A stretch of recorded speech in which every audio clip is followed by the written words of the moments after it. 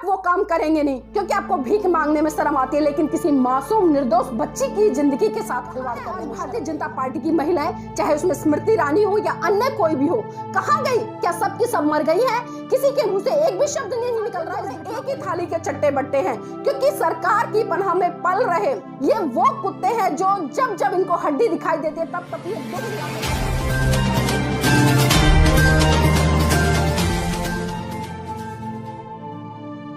जय भीम, नमो बुद्धाय। साथियों, बात करूंगी आज उत्तर प्रदेश के कानपुर में जो घटना हमारे सामने आई है उसको लेकर। साथियों, कानपुर में दिल दहला देने वाली घटना हमारे सामने आई है। जैसा कि आप सभी जानते हैं कि 2 दिन से उस घटना ने सोशल मीडिया पर तहलका मचाया हुआ है, लेकिन साथियों सोचने वाली बात यह है कि गोदी मीडिया पर वो खबर दूर दूर तक दिखाई नहीं दे रही है और न ही किसी अखबार की सुर्खियों में वो खबरें हैं। साथियों, मैं आपको अवगत करा दूं कि मैं कानपुर में जो बालिका संरक्षण गृह है उस घटना की बात कर रही हूँ। साथियों, घटना इस तरह से है कि जो बालिका संरक्षण गृह है कानपुर में, उसमें 97 लड़कियां कोरोना पॉजिटिव मिली हैं। और साथियों, चौंकाने वाली बात यह है कि उस बालिका संरक्षण गृह में 7 लड़कियां ऐसी मिली हैं जो कि गर्भवती हैं। सवाल यह खड़ा होता है कि उत्तर प्रदेश में भारतीय जनता पार्टी की योगी आदित्यनाथ जी की सरकार है। साथियों, मैं आपको बता दूं कि जो सरकार लगातार बेटियों के नारे लगाकर, नारे बताकर सत्ता में आई, वही सरकार आज किस तरह से उन बेटियों की इज्जत की धज्जियां उड़ाने का काम कर रही है। सरकार में आने से पहले इन्होंने बड़े बड़े नारे दिए कि बेटी बचाओ बेटी पढ़ाओ, महिलाओं के सम्मान में भाजपा मैदान में। तो आज मैं पूछना चाहती हूँ, कहां पर है योगी आदित्यनाथ जी और कहां पर है इनकी महिला सुरक्षा आयोग की अध्यक्ष और कहां पर है वो तमाम विधायिका, तमाम मंत्री जो यूपी में शासन कर रहे हैं। सरकार के द्वारा संचालित होने वाला बालिका संरक्षण गृह जिसमें कि 57 लड़कियां कोरोना पॉजिटिव मिलती है। अब साथियों, सवाल ये खड़ा होता है कि वो लड़कियां कोरोना पॉजिटिव हुई कैसे? आखिर इसके पीछे किसका हाथ है? वहां पर 7 मासूम लड़कियां जो कि गर्भ से हैं, वो किसने की?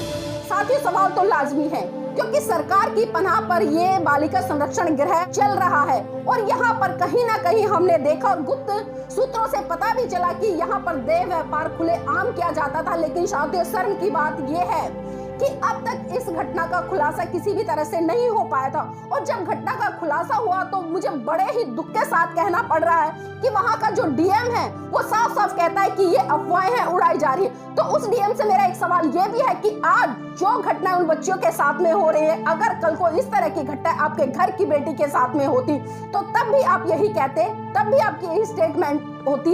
तो शर्म कीजिए, आप लोग सरकार की पनाह में पलने वाले वो कुत्ते जो सिर्फ हड्डियां दिखते ही दुम हिलाने का काम करते हैं। कब आपके अंदर इंसानियत जागेगी और ये सरकार बेटी बचाओ बेटी पढ़ाओ के नारे देने वाली? क्या इसी तरह से बेटियां सुरक्षित हो पाएंगी? क्या इसी तरह से बेटियां बच पाएंगी? और साथियों, भारतीय जनता पार्टी का इतिहास किसी से छुपा नहीं है। जब से ये केंद्र की सरकार में और राज्यों की सरकार में पूर्ण बहुमत के साथ में आई है, उनमें लगातार जघन्य अपराध और घटनाएं और बलात्कार जैसी घटनाएं आज दिन बढ़ती जा रही। साथियों, इससे कानपुर की घटना से पहले आपने देखा होगा कि मुजफ्फरनगर में भी जो राजकीय संरक्षण गृह है उसका भी कुछ इस तरह का मामला सामने आया था। वहां पर भी बहुत सारी लड़कियां थी जिनके साथ में देह व्यापार किया जाता था और जब खुलासा हुआ वहां पर पता चला कि वहां से मासूम निर्दोष बच्चों को सप्लाई किया जाता था नेताओं मंत्रियों के घरों पर।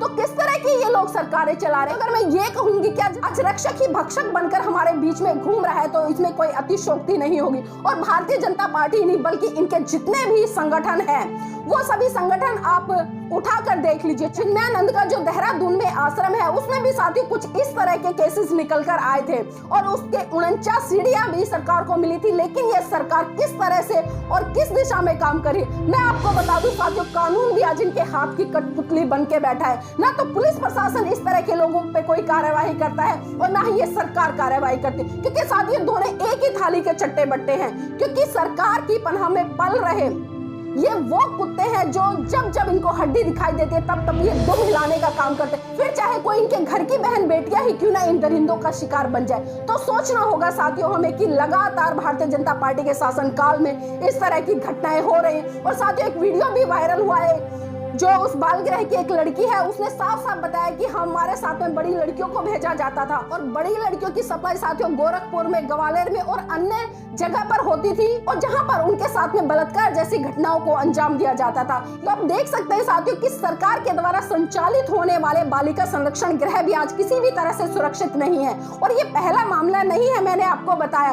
और खासकर बीजेपी, क्योंकि चाहे आप राम रहीम को उठाकर देख लीजिए, आसाराम बाबू को उठाकर देख लीजिए, चिन्मय नंद को देख लीजिए, कुलदीप सेंगर को देख लीजिए, एक से एक बड़े बलात्कारी इस भारतीय जनता पार्टी के अंदर घुसे पड़े हैं। जो कि अपने आप को हिंदू धर्म का रक्षक कहते हैं, वही रक्षक आज किस तरह से भक्षक बने हुए हैं, मेरे तो समझ में नहीं आता। लेकिन ये इस भारतीय जनता पार्टी कभी इस बात पर क्यों विचार नहीं करती है कि जो नारा देकर ये सरकार में आए कि बेटी बचाओ बेटी पढ़ाओ और बहुत हुआ नारी पर अत्याचार, अब की बार भाजपा सरकार। क्या देश की जनता ने आपको इसीलिए जिताया था? क्या देश की जनता ने आपको इसीलिए वोट दिया था कि आप उनकी बहन बेटियों के साथ में गलत काम करें और उनकी बहन बेटियों को आप गंदे व्यापार में लिप्त करें? तो शर्म आती है आपकी सोच पर, आपके ऐसे घिनौने काम पर। इतने गंदे काम करने से अच्छा होता है कि आप कटोरा लेकर भीख मांग लेते, लेकिन आप वो काम करेंगे नहीं क्योंकि आपको भीख मांगने में शर्म आती है, लेकिन किसी मासूम निर्दोष बच्ची की जिंदगी के साथ खिलवाड़ करने में शर्म नहीं आती है। सोचने वाली बात यह है कि जो लड़कियां वहां पर गर्भवती मिली है और जो कोरोना पॉजिटिव मिली है, साथियों ये तो वो लड़कियां हैं जो हमारे सामने आ गई हैं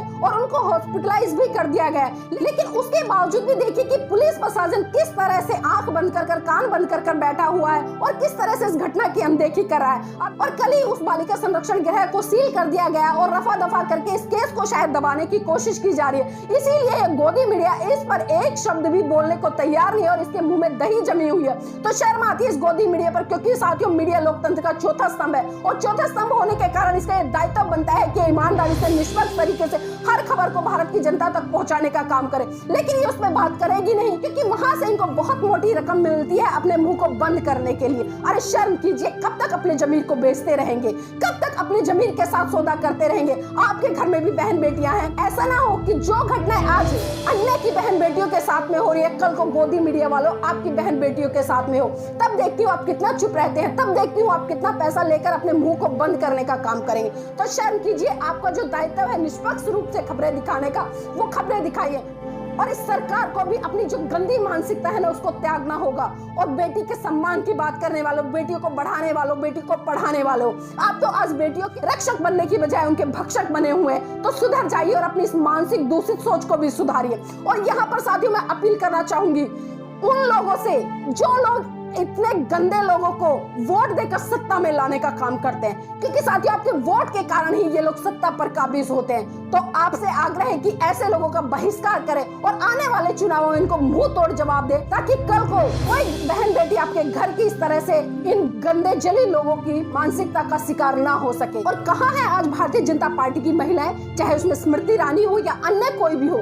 कहाँ गई? क्या सबकी सब मर गई है? किसी के मुंह से एक भी शब्द नहीं निकल रहा इस घटना को लेकर। साथ ही मैं आपको बता दूं, इस घटना को लेकर जो भारतीय जनता पार्टी है, इसकी ना तो एक महिला बोलेगी, क्योंकि ये भी कहीं ना कहीं उसी मानसिकता से आती है जिस मानसिकता को आज बीजेपी और आरएसएस बढ़ाने का काम कर रही है। तो धिक्कार है आपके नारी होने पर, क्योंकि आप एक नारी होकर एक नारी के सम्मान में, एक नारी के अधिकार के लिए तो शब्द तक नहीं बोल सकती। किस चीज के आप नेता हैं? और मेरे तो समझ में नहीं आता कि जब आप सरकार में आते हैं तो शपथ लेते हैं, तो क्या शपथ लेते हैं? आप इसी दिन के लिए शपथ लेते हैं कि हमारे देश की निर्दोष बहन बेटियों के साथ में अत्याचार होता रहे, वो इन दरिंदों का शिकार बनती रहे। साथ ही मैं आपको बता दूं कि सत्ता पर बैठे हुए दूषित मानसिकता के लोग और जो वहां पर पुलिस प्रशासन है और जो बालिका संरक्षण गृह को संचालित करने वाले लोग हैं, इन सब की मिली भगत है, क्योंकि ये लड़कियों को सप्लाई करते हैं। क्योंकि लड़कियों को सप्लाई करने की इनको बहुत भारी धनराशि मिलती है। ना तो सरकार इनके खिलाफ बोलेगी और ना ही ये सरकार के खिलाफ बोलेंगे।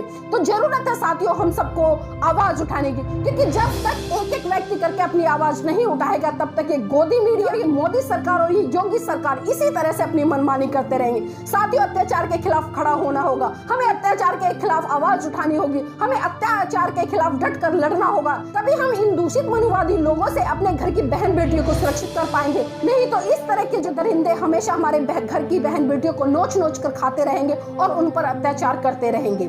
जय भीम, नमो बुद्धाय। मेरा अपना चैनल, आपका चैनल, समाज का चैनल, देश का चैनल एनबी न्यूज 24/7 को आप लाइक करें, सब्सक्राइब करें और ज्यादा से ज्यादा इसकी वीडियो को शेयर करें, ताकि हर खबर को मैं आप तक आसानी से पहुंचा